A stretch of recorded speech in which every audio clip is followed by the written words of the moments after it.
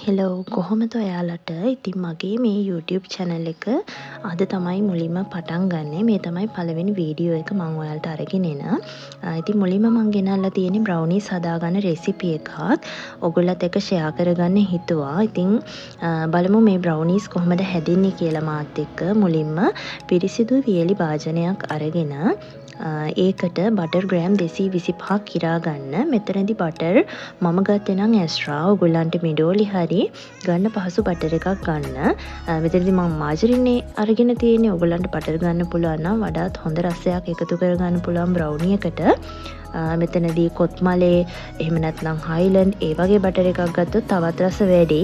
මෙතනදී butter gram 225ට මම dark cooking chocolate එකෙන් හීනියට කපාගත්ත කොටු කපාගත්ත ඩාර්ක් කුකින් චොක්ලට් ග්‍රෑම් 350ක් එකතු කරගන්නවා ඒ බෝල් එකටම.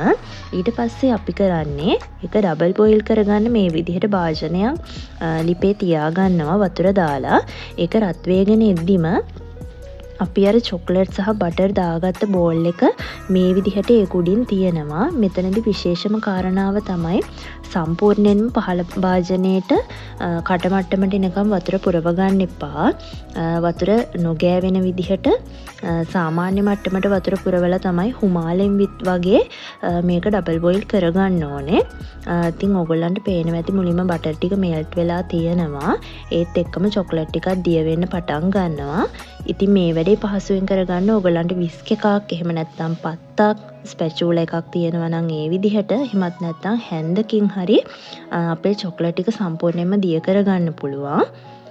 ඉතින් මෙතනදී ඔයගොල්ලෝ වීදුරු භාජන හැම ගන්නවා නම් ගොඩාක් සැලකිලිමත් වෙන්න රස්නෙට ඔරොත්තු දෙනවද කියලා. මොකද මම එක වතාවක් මට තේරුමක් නැතුව මම වීදුරු භාජනයක් තියලා ඒක ඇත්තටම ඉවලේ පුපුරලා ලොකු කරදරයක් වුණා.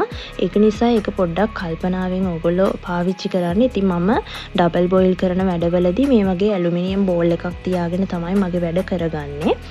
ඉතින් මේ විදිහට අනිවාර්යයෙන්ම අමතක වෙලා අතින් එහෙම අල්ලන්න එපා.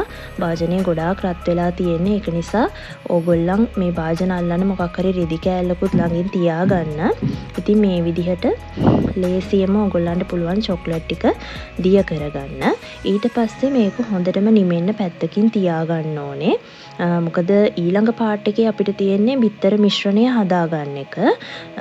ඒක නිසා අපි කලින්ම කරගන්න ඕනේ මේ තියෙන චොක්ලට් සහ බටර් මිශ්‍රණය හොඳට දිය කරගන්න එක. දිය කරලා හොඳින් නිවෙන්න තියාගන්න ඕනේ. රස්නේ පිටින්නම් කිසිම වෙලාවක අමතක වෙලා දාන්න එපා. ඊට පස්සේ බිත්තර ටික කැටි ගහලා අපේ මේ බ්‍රවුනීස් ටික හදාගන්න බැරුව යනවා.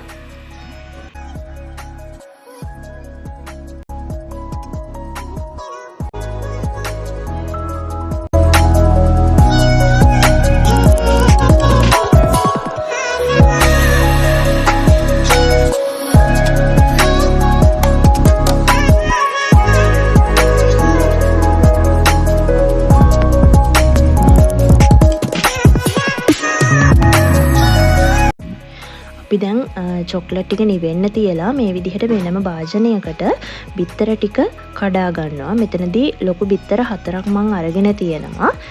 ඉතින් බිත්තර කඩනකොට ඕගොල්ලෝ අනිවාර්යයෙන්ම වෙන භාජනයකට බිත්තර ටික කඩලා එකින් එක එකතු කරගත්තොත් හොඳයි. මොකද සමහර විට එක බිත්තරයක් නරක් වෙලා තිබුණොත් අපේ මේ බිත්තර 4ම අපතේ යනවා. ඒක නිසා ඒක ගැනත් පොඩ්ඩක් සැලකිලිමත් වෙන්න. ඉතින් මෙතනදී අපි දුඹුරු සීනි ග්‍රෑම් 100ක් සහ සුදු සීනි ග්‍රෑම් 100ක් වෙනම කිරා ගන්නවා. ඒවා ඔක්කොම එකට මේ විදිහට බිත්තර තියෙන බෝල් එකට එකතු කරගන්න. ඊට පස්සේ මෙතනදී ඕගොල්ලන්ට බීටර් එකක් පාවිච්චි කරන්නත් පුළුවන්. මෙතනදී මම දැම්ම වැනිලා තේ හැඳි භාගයක්. ඒ වගේම තමයි මෙතනදී කැමති නම් ලුණු පිංච් එකක්. ඒ කියන්නේ ඇඟිලි තුඩක ප්‍රමාණය තියෙන්නේ. ඒ ප්‍රමාණය එකතු කරන්න පුළුවන්. ඉතින් මෙතනදී ඔයගොල්ලන්ට පුළුවන් විස්ක් එකක් එහෙම නැත්නම් හැන්දකින් එහෙම නැත්නම් ගෑරුප්පුවකින් පත්තකින් හරි කමන්නේ නැත්නම් බීටර් එකකින් උනත් පුළුවන් විස්ක් කරගන්න. මෙන්න මේ විදිහට හොඳටම සීනි ටික දිය වෙනකම්ම මේ විදිහට හොඳට විස්ක් කරගන්න. ඊට පස්සේ හොඳටම චොක්ලට් මිශ්‍රණය නිමුණාට පස්සේ මේ දෙක එකට දාලා මිශ්‍ර කරන්න තමයි තියෙන්නේ. ඒත් එක්කම කියන්න ඕනේ මේ වෙලාවේ ඕගොල්ලන් මේ වෙලාවේදී ඕගොල්ලන් අනිවාර්යයෙන්ම oven එක preheat වෙන්න දාන්න celsius අංශක 160ට විනාඩි 10ක් වගේ preheat වුණාම ඇති. ඊට පස්සේ මෙතනදී අපි බිත්තර ටික එකතු කර ගන්නවා chocolate මිශ්‍රණයට. ඊට පස්සේ ඕගොල්ලන්ට මෙතනදී පිටි ග්‍රෑම් 100ක් එකතු කරගන්න පුළුවන්. හොඳට හලලා පිටි ටික 3 පාරක් විතර හලලා. මොකද පිටි හලලා ගන්න කියලා කියන්නේ අපි කොච්චර කඩෙන් පිටි ගෙනාවත් සමහරට සත්තු ඉන්න පුළුවන්. එහෙම හම්බ වෙලක් තියෙනවා. පිටි ටික අනිවාර්යයෙන්ම පෙනීරකින් හලලා ඉවර වෙලා මේ මිශ්‍රණයට එකතු කරගන්න. පිටි ටික දාලි වෙලා ගොඩාක් වෙලා විස් කරන්න එපා. පිටි ටික කැට නැති වෙන විදිහට විස්ක් එකකින් හරි හැන්දකින් හරි හොඳින් කබලම් කරගෙන වැඩි වෙලා එළිය තියන්නේ නැතුව මේ බැටර් එක ඉක්මනින්ම ට්‍රේ එකට දාලි වෙලා oven වෙන්න oven එකට දාන බේක් වෙන්න. ඉතින් මෙතනදී මට මිස් වෙලා තියෙනවා පිටි දාන කොටස. ඉතින් ඕගොල්ලන් මතක් කළාම පිටි දාන්න මම රෙසිපි එක ඩිස්ක්‍රිප්ෂන් බොක්ස් එකේ පහළ කොටසේ දාලා තියන්නම්. ට්‍රේ එක හොඳින් සූදානම් කරගන්න. මෙතන මම ගන්නේ අඟල් 8 ට්‍රේ එකක්. මෙතනදී මම කොළ දෙකක් වෙන වෙනම දාලා තියෙනවා. මොකද බ්‍රවුනි එක මට ගලවලා ගන්න පහසු වෙන්න. ඕගොල්ලොත් මේ විදිහට දාගන්න. නිකම් අපි කේක් හදනකොට හතර පැත්තට කොළ හතරක් දානවනේ. ඒ විදිහට වටේට දාන්නේ නැතුව මේ විදිහට ලොකු කොළ දෙකක් දෙපැත්තට හිටින විදිහට දාලා මේ විදිහට බ්‍රවුනි බැටර් එක දාගන්න. අනිවාර්යයෙන්ම පිටි එකතු කරගන්න. පිටි එකතු කරන්න නැතුව හදන්න බෑ අපේ මේ මිශ්‍රණේ. ඒක නිසා මට මෙතනදී ඇඩ් කරන්න බැරි වෙලා තියෙනවා මේ වීඩියෝ එකේ කොටස. පිටි ග්‍රෑම් 100ක් මතක ඇතුව එකතු කරලා මේ විදිහට දාන්න. ඊට පස්සේ ඔයගොල්ලන් ප්‍රීහීට් කරගත්ත oven එකට celsius අංශක 60 විනාඩි 30ක් විතර කාලයක් බේක් කරගන්න. බේක් කරගත්තට පස්සේ ඔයගොල්ලන් මුලින්ම oven එක ඕපන් කරලා මේ තියෙන බැටර් එකට ටූත් පික් එකකින් වගේ ගහලා බලන්න. ටූත් පික් එකක් දැම්මට පස්සේ සාමාන්‍යයෙන් ගොඩාක් අර ටිකක් යාන්තම් වගේ ඇලෙන ස්වභාවය තියෙනකොට එළියට ගන්න. ගොඩාක් මැලෙන ස්වභාවය නෙමෙයි. ඇඟිලි තුඩු දෙකට දැනෙනවා ඒක. නැත්තම් ඔයගොල්ලන්ට ගොඩාක් ඩ්‍රයි වෙලා ඕනනම් ඒත් oven කරලා ගන්න පුළුවන්, ගැටලුවක් නැහැ. ටිකක් මම අර ඇලෙන ගතිය තියෙනවට කැමති නිසා චුට්ටක් විතර කලින් oven එකකින් එළියට ගන්නවා. මොකද අපේ බ්‍රවුනි කේක් එකේ රසනේ තියෙනකොට තව ටිකක් එළිය තියෙද්දිත් ඒක චුට්ටක් විතර සෙට් වෙනවනේ. එතකොට ඉතින් ෆ්‍රිජ් එකටත් දාන්න පුළුවන්. ඒක නිසා මම පොඩ්ඩක් විතර කලින් ගන්නවා මගේ බ්‍රවුනි කේක් එක oven එකෙන් එළියට. ඉතින් දැන් මෙතන තියෙනවා ඊළඟට අපි බේක් කරගත්ත කේක් එක මේ විදිහට අරගන්නවා. ඉතින් මේ විදිහට තමයි බේක් වුණාට පස්සේ තියෙන්නේ. මම ටූත් පික් එක දාලා බැලුවා බේක් වෙලාද කියලා. ඉතින් මේ විදිහට පොඩ්ඩක් පුපුරලා වගේ තියෙනවා. ඒක ඇත්තටම සාමාන්‍ය දෙයක්. හොඳට බ්‍රවුනි එක බේක් වුණාම මේ වගේ තියෙනවා උඩ. ඉතින් බ්‍රවුනි එක අපේ නිවෙන්න තියලා මේ විදිහට ආයෙම චොක්ලට් ටිකක් ඩබල් බොයිල් කරලා ගන්නවා. මෙතනදී ෆ්‍රෙෂ් මිල්ක් ඔයාලා කැමති නම් මේස හැඳි 3-4ක් වගේ එකතු කරගන්න. ඉතින් ඒත් එක්කම වයිට් චොක්ලට් උත් ඒ විදිහටම තමයි කලින් මම ඕගොල්ලන්ට විස්තරාත්මකව පෙන්වුවා ඩබල් බොයිල් කරගන්න විදිහ. ඒ විදිහටම ඕගොල්ලන්ට පුළුවන් වයිට් චොක්ලට් උත් ඩබල් බොයිල් කරගන්න.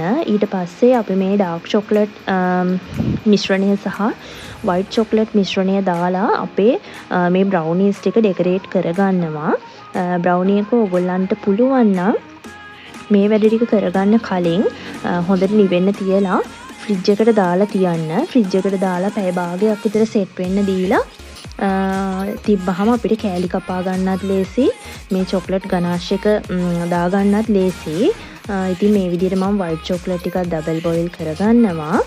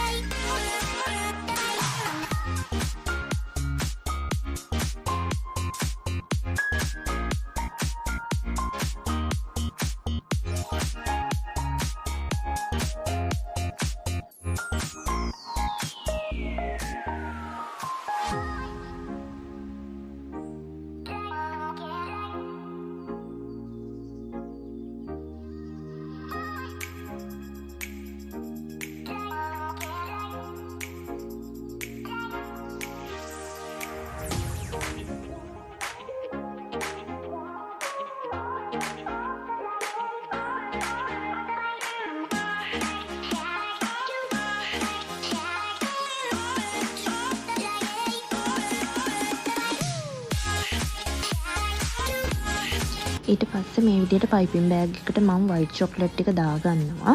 ඊට පස්සේ ඔයගොල්ලන්ට පුළුවන් කැමති විදිහට මේ විදිහට ඩෙකරේෂන් කරගන්න. මේ විදිහට කැමති නම් white chocolate එකෙන් විතරක් වුණත් පුළුවන්. නැත්නම් dark chocolate එක වෙනම දාන්නත් පුළුවන්.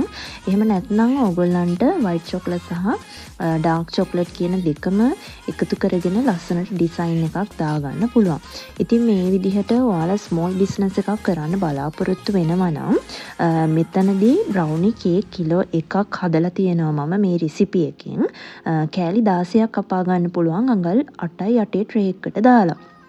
ඉතින් ඔයාලට මෙතනදී ස්මෝල් බිස්නස් එකක් පටන් ගන්න කැමති නම් ඔයගොල්ලෝ දන්නවා ඇති දැන් වෙඩින් වලට උනත් ට්‍රෙන්ඩ් එකක් තියෙනවා බ්‍රවුනීස් දෙන මේ විදිහට ඩෙකොරේට් කරලා ඔයා කේක් හදන්න දන්නේ නැති කෙනෙක් වුණත් මේ විදිහට බ්‍රවුනීස් වලට විතරක් ඕඩර්ස් අරගෙන කරන්න පුළුවන්. ඒ වගේම තමයි ඔයගොල්ලන්ට බර්ත්ඩේ පාටිස් වලට දාන ගෙවල් වලට ඒ වගේ විශේෂ අවස්ථාවලට බ්‍රවුනි ඕඩර්ස් අරගෙන කරන්න පුළුවන්. ඇත්තටම මේ රෙසිපි එක ඔයගොල්ලෝ try කරලා බලන්න.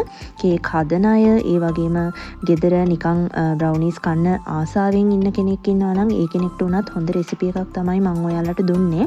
කාලයක් තිස්සේ මම මේ රෙසිපි එකට බ්‍රවුනීස් හදනවා. ඇත්තටම හොඳට එනවා. ඔයගොල්ලන්ට ටිකක් තෙත ගතියට වගේ ඕන නම් ටිකක් විනාඩි 30න් වගේ බේක් කරලා ගන්න. ඊට වැඩිය ටිකක් ඩ්‍රයි වෙන්න ඕන නම් ඊට වැඩිය වැඩි වෙලාවක් විනාඩි 10ක් වගේ බේක් කරලා ගන්න. ඉතින් ඒ විදිහට ඔයගොල්ලන්ට බ්‍රවුනි එක ඕන විදිහට බේක් කරලා ගන්නත් පුළුවන්.